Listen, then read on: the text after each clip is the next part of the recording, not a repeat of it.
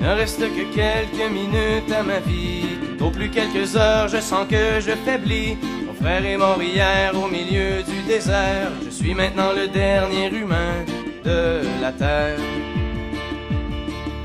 On m'a décrit jadis quand j'étais un enfant ce qu'avait l'air le monde il y a très très longtemps, quand vivaient les parents de mon arrière-grand-père et qu'il tombait encore de la neige en hiver. En ces temps on vivait au rythme des saisons et la fin des étés apportait la moisson.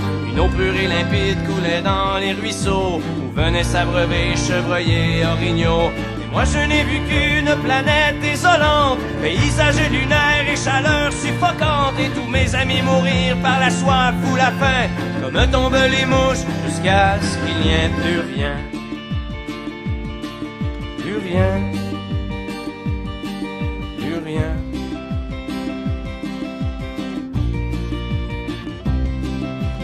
Il ne reste que quelques minutes à ma vie, au plus quelques heures, je sens que je faiblis. Mon frère est mort hier au milieu du désert, je suis maintenant le dernier humain de la terre.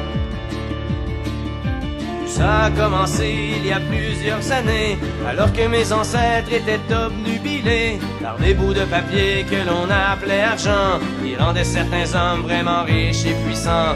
Ces nouveaux dieux ne reculant devant rien, étaient prêts à tout pour arriver à leur fin. Pour s'enrichir encore, ils ont rasé la terre, pollué l'air ambiant et tari les rivières.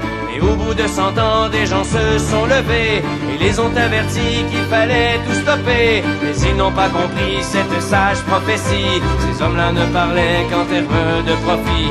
C'est des années plus tard qu'ils ont vu le non-sens dans la panique on